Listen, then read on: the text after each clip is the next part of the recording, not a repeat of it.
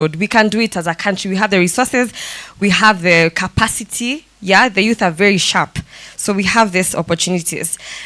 We also said that we should localization of our own problems. Remember, sometimes we adopt policies which work for the Western countries, but those are not an average of the things we are going through really as a country. So we felt the need of pulling everyone together, including the youth, and we asked them, okay, so what are you actually facing? What's at hand? What are we dealing with? So that from there we can now develop solutions and interventions. So we felt there is the need to incorporate youth peace and security dialogue in forums whereby there are youth meetings. You find that it's easy for the youth to be radicalized into, for example, violent extremism and into radicalization of counterterrorism, because that is the news that is, for lack of a better word, and I quote this, that is what is pleasing to them. They're told, okay, there's no employment, just join us and then we'll pay you for this. But this is brainwash, right? And it's radicalization. But what if we say, all right, you know what, we'll actually incorporate this in the CBC curriculum. That is a form of prevention. Instead of these people getting to a point which is very natural even in the States, not everyone has just job employment waiting for them, let's prepare these people. Let's have this youth peace clubs as part of the curriculum, whether in primary school or high school or even after. You already have this mindset that prepares you for any outcome, so that we don't have to come again to be doing, what is it called, to be treating a wound that has already happened, which is very expensive, right? It's better to just spend funds on prevention, which is through the peace clubs, and also which is enlightening the youth. Yeah, something else we said, we should enlighten youth on government initiatives that can finance their programs. This is for youths. I feel like the government is doing a lot for the youth in terms, right? A lot, sincerely. Let's even applaud. Like, this is applaudable. We're not so left behind, like the way it's put out there. Because people just don't know, in particular, the programs which are there for them.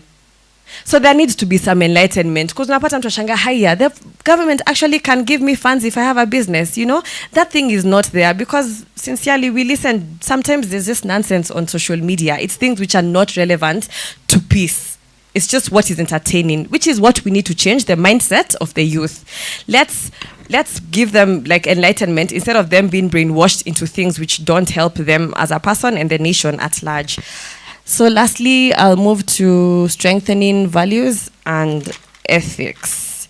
So here, remember in our previous discussion with Doctor, we talked about solidarity, and she gave us a very good example of how in the past, leaders were chosen based on wisdom, right? Is that what's the threshold these days for anyone occupying a political seat? It's not.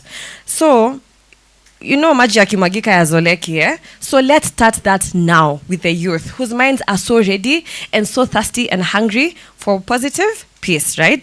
So let's capacity build them while we can, because you can't start going to people who perhaps already have the seats and start training them. They'll wonder, what do you even know? Right? So let's do this for the youth who are here and they are ready. Let's cancel out this brainwash and create the right mindset. This for me is the roadmap towards achieving peace and security for our group 1. Thank you. Could we give them a better abata? Thank you so much. You see, when Mr. Chege is already attuned to the claps. Abata means happiness in Cameroon. And you only clap once. So thank you so much, Group 1. And thank you. Yeah. Thank you so much, Group 1. I like the way you looked at everything in terms of long-term strategy. Mr. Chege, am I right? It's really a long-term strategy. And actually, if we start thinking in this direction, especially the issue of ethics, you know, and leadership, you can go far. You know, some of us are already in our 40 plus, you know. We are only guiding you, just sharing.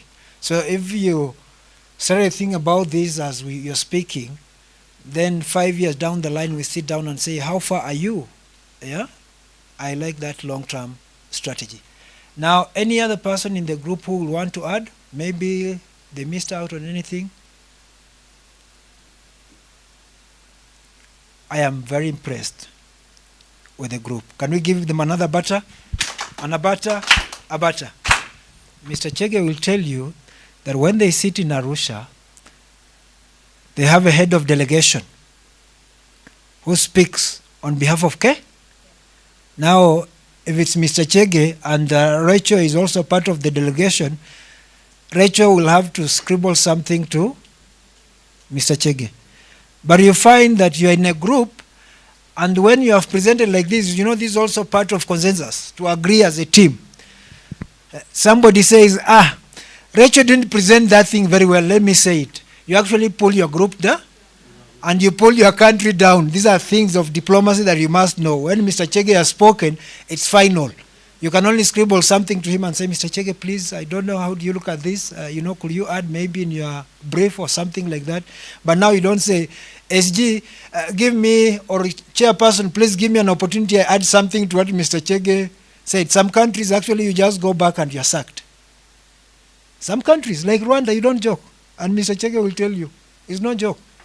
You are speaking as who? There was no head of delegation. So you became head of delegation. So group, that is very good manners, and I'm just trying to tell the other groups that if you don't agree, now you better now munjipange. Group 2, please. Chief, welcome.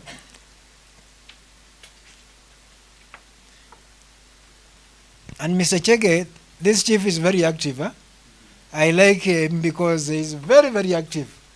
And that is why at times when you have some of these forums, especially within Nairobi, you can invite them to see what the partner states are speaking so that they come and talk about the integration process, because that is what we are lacking at the ground.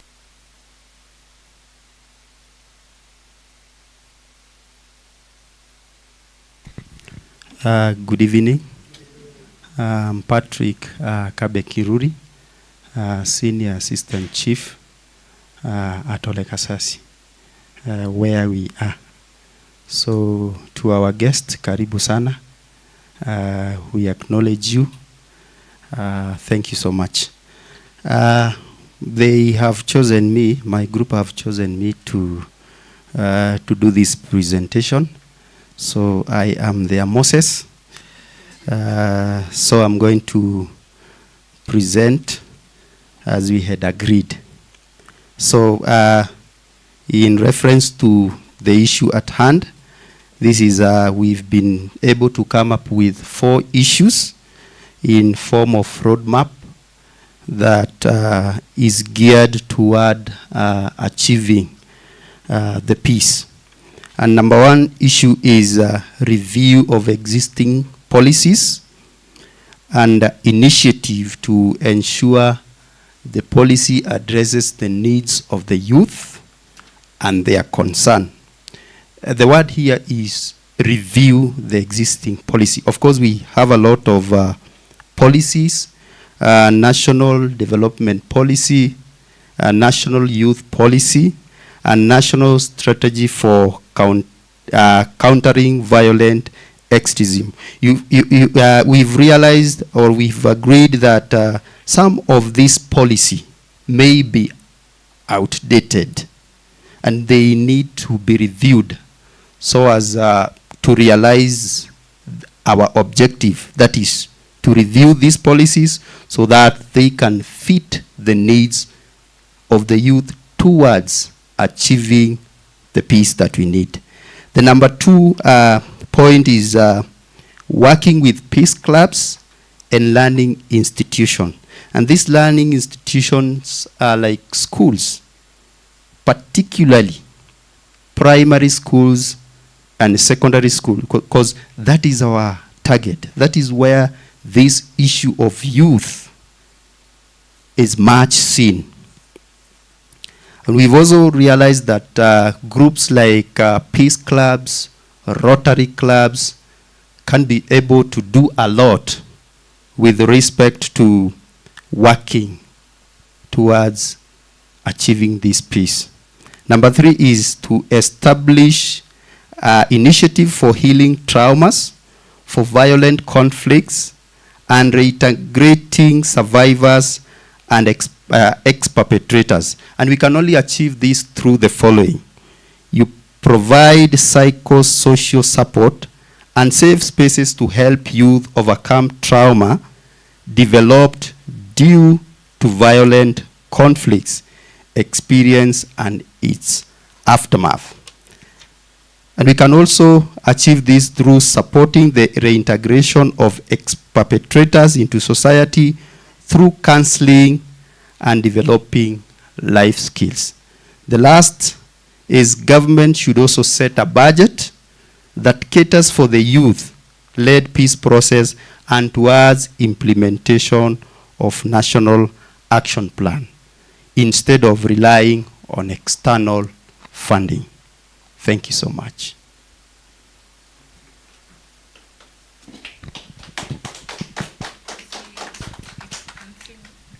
Sorry.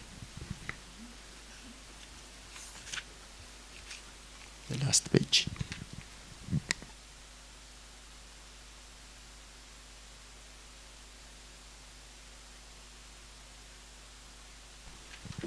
Thank you very much, Group 2, for this presentation. But what I like about what you've brought in is the budget element. For any ownership of any program, budget must always be there, and the government must drive the process. And Mr. Chege will tell you that they at times have a lot of challenges at the ESC because you find Kenya pays. But there's a country that has taken 2-3 years to pay its subscription. So it's very difficult, like for programs at ESC level to run, you know, when some partner states delay to send their subscription. You know, the subscription are sent every year. And those are some of the challenges that we face at regional level. You find countries, you know, it's like they have no interest, they have interest, but the whole thing is funding. Because even this review of existing policies and initiative, it might sound very juicy here, but do you know what it means to review an existing policy and initiatives? It's money. Huh? It's a lot of money. Yeah, it's a budget. Huh? Then I like the working with peace clubs and schools. Already some are there, and Mr. Chege can tell you that we even have the universities, organization, university students with the peace ambassadors within the ESC partner state. How many know the university peace ambassadors within the ESC? Have you heard of it? You have not? Mr. Chege, that is now why you are here. These are the sharp young people we have selected to start training, but they don't know that there is the, you know, University Ambassadors Forum at regional level. Any university student within the group, we have one. Yeah. Two. There are two. Yeah. Then the other one is the issue of healing. Of course, when there is conflict, there is trauma, and of course, this is another issue that requires a lot of money, and of course, Ministry of Health being involved. And this trauma healing is very important because even post-COVID, some people are still suffering. You know, people lost jobs, and they've never recovered, and it's not a very easy thing. So can we give them a very good abacha? Or there is someone in the group who wants to add? Okay. Now group 3. Group 3. Last but not least, let's see what group 3 has.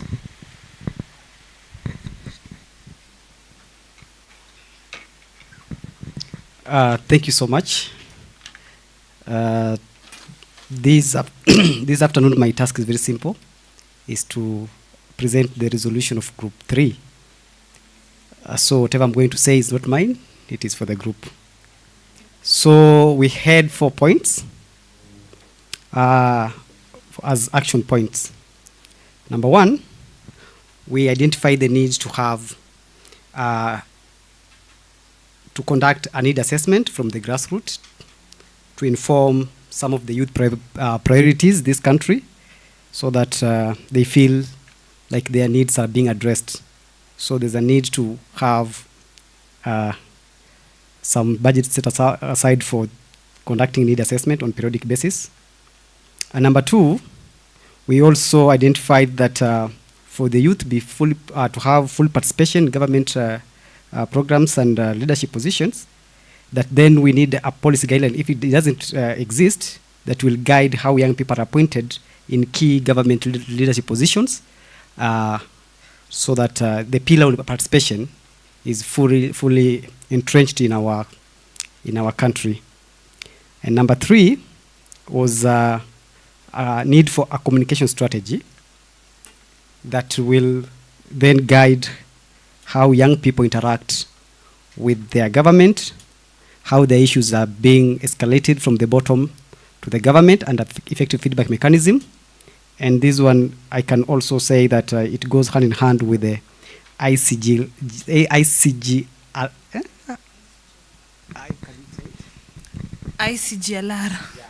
kind of model, so that it is very clear for young people to talk to their government.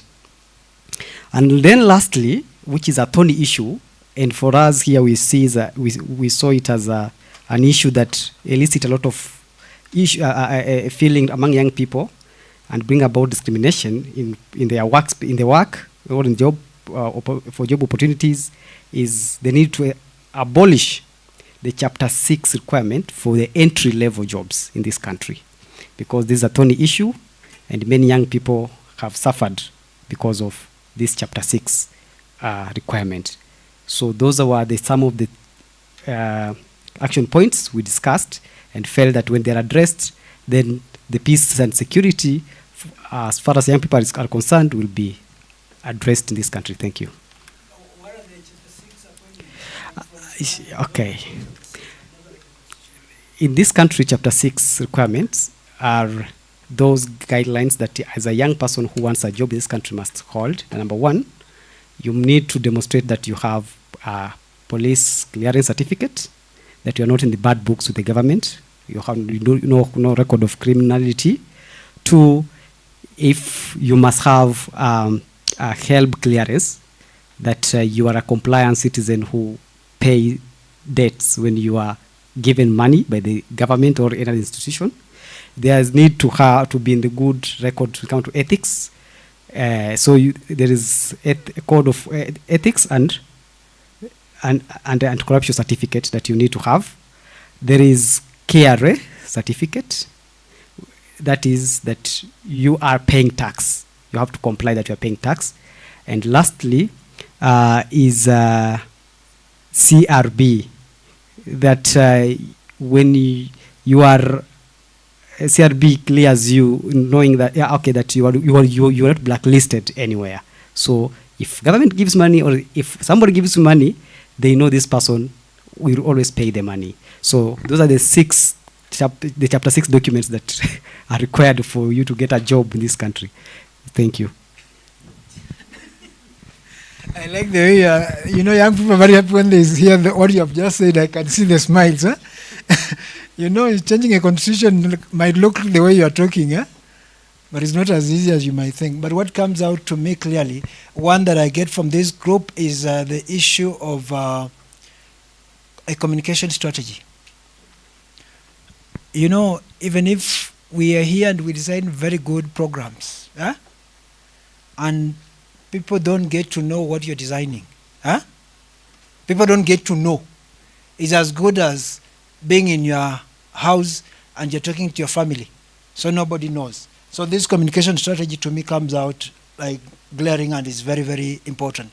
And that is why, Mr. Chege, I can tell you that since CS CS of ESC took over the ministry, Madam Rebecca Miano, I've actually been pulled to come back and work with you, because I worked with the other ministers before. In fact, I can tell you, I worked with Ambassador Lenguraya when he was PS. Then, of course, there was Nalo, PS Nalo. Then there was, even when Dr. Khalwale was assistant minister then at ESC. But along the way, we kind of lost it a bit in terms of, the politics of the region. delaying the integration process, and they said, no, this one can wait a bit. But now I'm very happy to come back because I've seen the ministry is super active, and we shall also keep on engaging just to feel, that, this is our ministry and the leadership is really, really, really good. And that is why I felt that, there was no better person to close this meeting. Actually, the people who had closed this meeting, there were only two. One was the First Lady, Mama Rachel Ruto, and two was Rebecca Miano, the CS for ESC. But because I got communication from State House that Mama is going to US for the UN General Assembly, then we said the only option is Madam Rebecca Miano, and we are very, very happy for you to be here because it's not just a Kenyan issue. It's a regional issue that we look at as ESC, and Kenya being that is one of the countries that is championing the regional stability. Kenya has hosted almost, I think, 4 key meetings at the level of heads of states since President Ruto took over, apart from the ordinary summits that are called by the chair, President Nkurunziza. And those are some of the things that we should not take them for granted, and that is why we really want these people to engage more with the Ministry of ESC to see what opportunities that are there. Because as we speak, DRC was admitted, of course it's going through the usual procedures, If you look at DRC, and you know very well, DRC is the richest country in the world. What opportunities are there for the young people here in this room? So that makes you even learn French, because Congolese, they speak French or Swahili, So the language also comes in, is that this language can make you earn a lot of money. And for those who know what interpreters earn, anytime you're hiring interpreters, one interpreter will pay the person $500 per day to be in a booth to do the interpretation of English to French, French to Portuguese or to Arabic. We pay them $500. There's what you call the translators when they are converting the document now from English to French. 1,000 words, we pay them $150. So you can imagine if he's given a book to translate. These are opportunities in the region, but at times we don't see. But it's a lot of money. Actually, at times, most of our meetings, when you get the budget for interpretation, you are like, what is this? So if it's 4 days, this guy is taking home $2,000. Yes. 5 days. Actually, it's more. It's 2,500. So these are opportunities that are coming, and when they come, we have to opportunity only gets that person who is ready.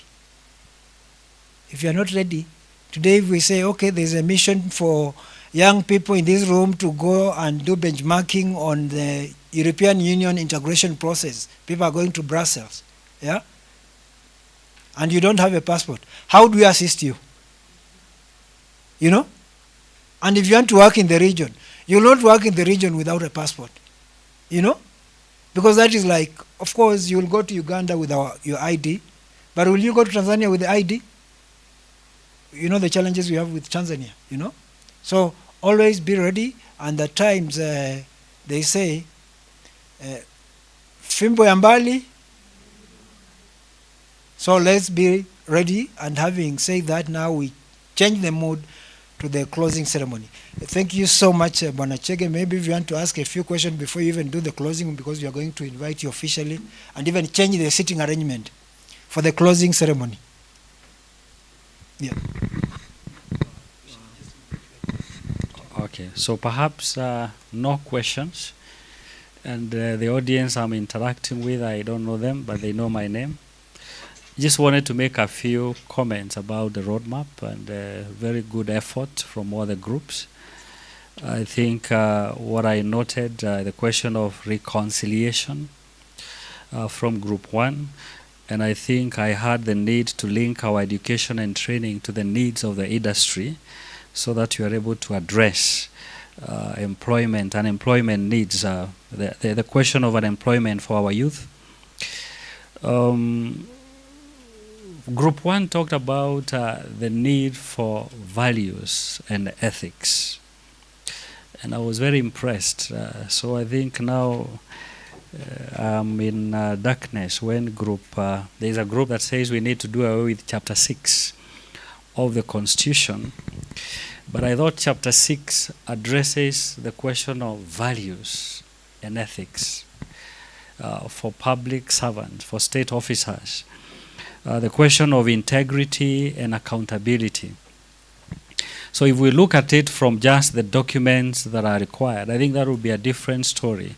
And I thought there was a move in our national parliament to address some of those concerns, where you don't need to ask the youth for some of these documents, but I think a certificate of good conduct is okay. I need to know who I'm employing, isn't it? But I thought the question of values, and I had a question here, you don't need to address it. When we talk about values and ethics, the youth form the bulk of our voters in this country.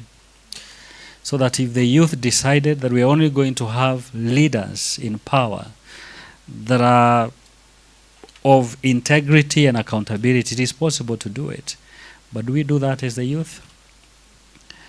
Then for the groups, I think when you're doing your roadmap, it is always good to look at what we call the low-hanging fruits.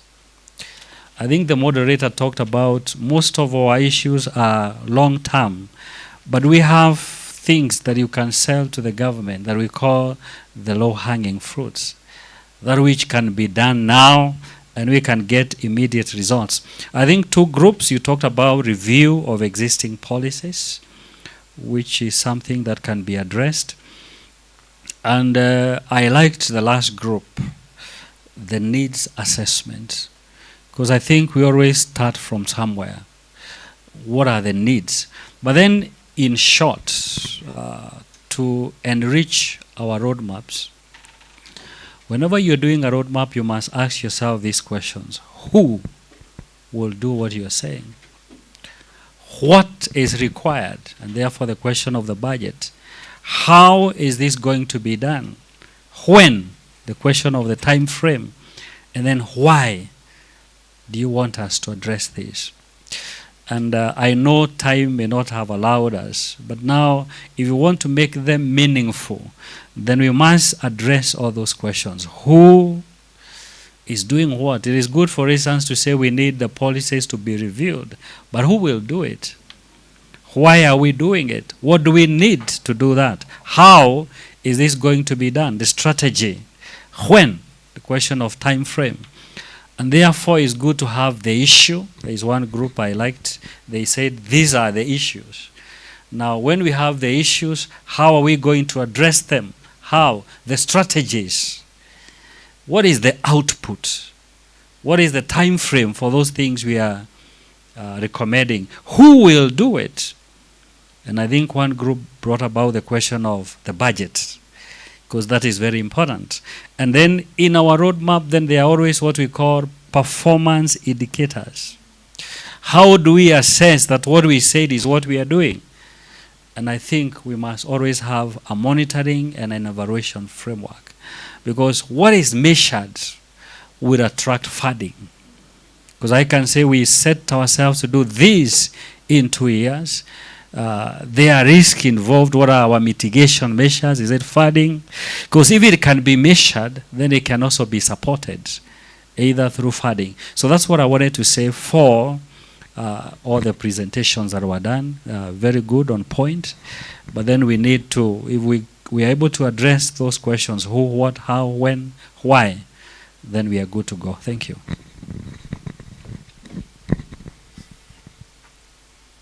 So thank you so much, Mr. Chege, for... Can we give Mr. Chege a very good clap? Abata, Abata, Abata. Are you benefiting? Yes. Thank you so much, Mr. Chege. We don't take you for granted for being here. So we request that you take the chief guest chair.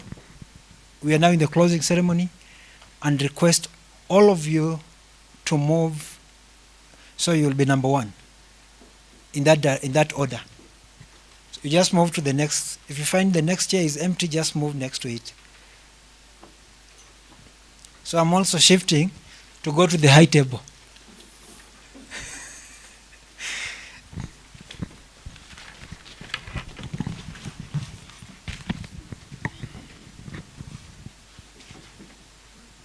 So, Mr. Chege, you are just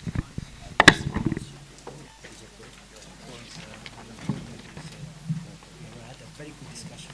Very high level presenters from all over. So CEO is not there, and the only one who is there is Andy here. Pierce Manlim is in London, and then the secretary is in Treasury. Yeah, we just do that. Very good. In fact, he was in and all that. Yeah. Willis, could you please just take this microphone? Just a quick introduction. No, guys, I can see you took the instructions literally. I wanted people to feel this and this. You know, Mr. Chege, you can see people are going. So they leave this empty. My dear, you'll come on this row. We're doing at least the balancing, you know. Looks like this is more. Even Faith, you move on that other row is much better. So, just a quick introduction. If Mr. Willis can start from here. Good afternoon. Good afternoon. My name is Rachel. I'm from ACT, Change Transform. We're an NGO that deals with peace building. Very happy to be here. And Mr. Chege, these are the people who have funded this training. Yes. They have a lot of money. Yeah, they're the ones who have funded this training for 3 days. They are keeping us here. Good afternoon. I'm Patrick Kabekiruri, Area Chief. Thank you. Good afternoon. I'm Elizabeth Ambundo from Kenya Young Members of County Assembly. I'm an official. Thank you for being here today. Good afternoon. I'm Mr. Joseph Karanja from Catholic Justice and Peace Department.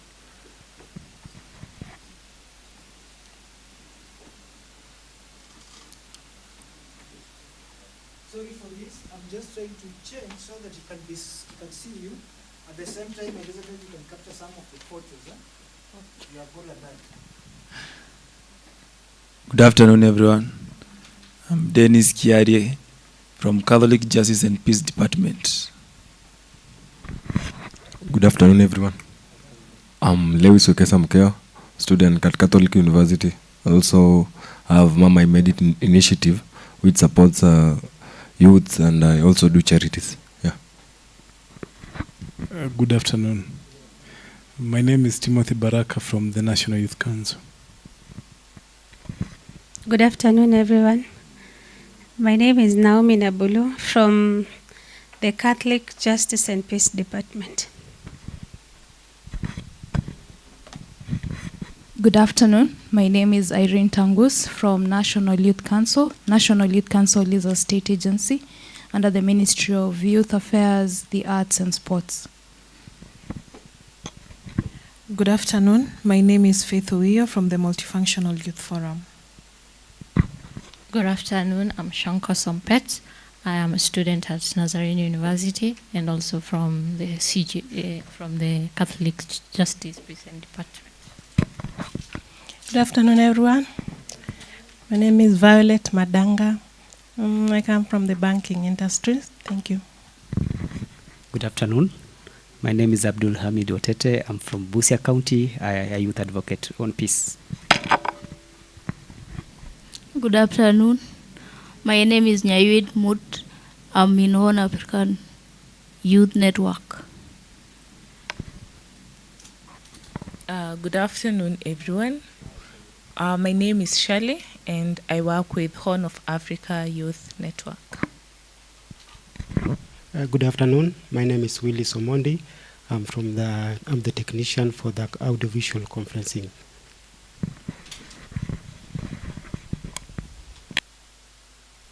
Thank you very much, all of you. And at this time, I just want to take through the Mr. Chege what we've covered from the day we started here.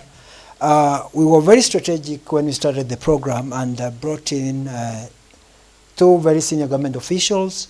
One is from the office of the National Security Advisor's Office. Ambassador Monica Juma was to be here, but left with the president, but sent a representative from the office just to take us through the issues of role of government on youth peace and security. And yesterday we were lucky to have the advisor to the CS Interior, that is Dr. Simiyu Werunga, come to share because Monday they were held up. That was actually followed up by a very good presentation again by Marie, that is Major General Marie Louis Mamuvaneza from Burundi, but works with the REXA, because REXA is the Regional Center for Small Arms and Light Weapons. And we said, do we really have to keep on, collecting arms from the young people? And what really surprised us from his presentation is that he said there is over 1 billion small arms in the world. That's the 1 billion small arms, that is almost a sixth or so of the global population. So that is really a challenge. And we said, why should we be doing what you call first aid measures? You pick the arms, but you're not giving alternatives to the young people. Like DRC, where we've worked, we have so many of the young people as militias. In DRC, we have almost 123 militia groups. That is only DRC. We have not talked about South Sudan.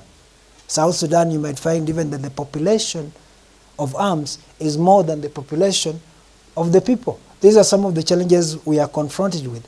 And then also, we went further and brought in a very important speaker from the African Union who deals with peace and security. That is Dr. Rooks, and he shared on the continental framework on youth peace and security, which was adopted by the African Union.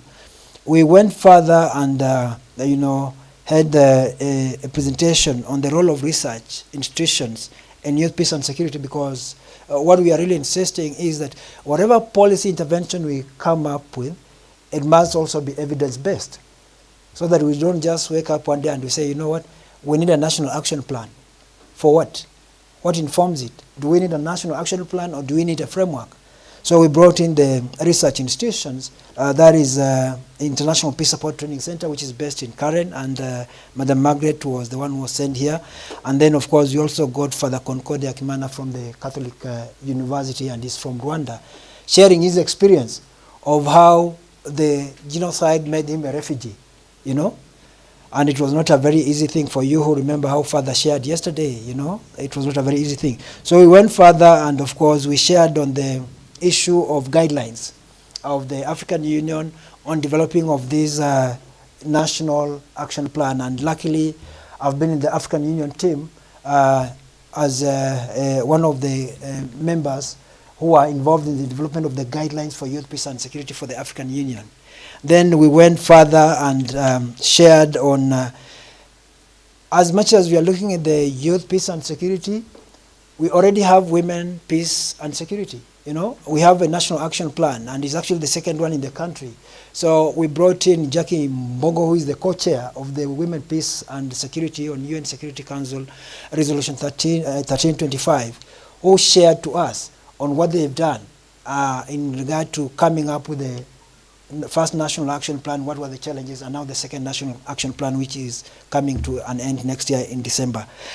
Further, we also brought in very key people who are the young people themselves for a discussion on what is it that they perceive, on what should be done. I think we had Madam Shirley sharing on issues of youth peace and security, on what they're doing. We had Mr. Alvito, who is not here with us today. Some members were here in the morning but left because of other engagements, who shared on issues of youth peace and security. From there, we went to bring in the global actors like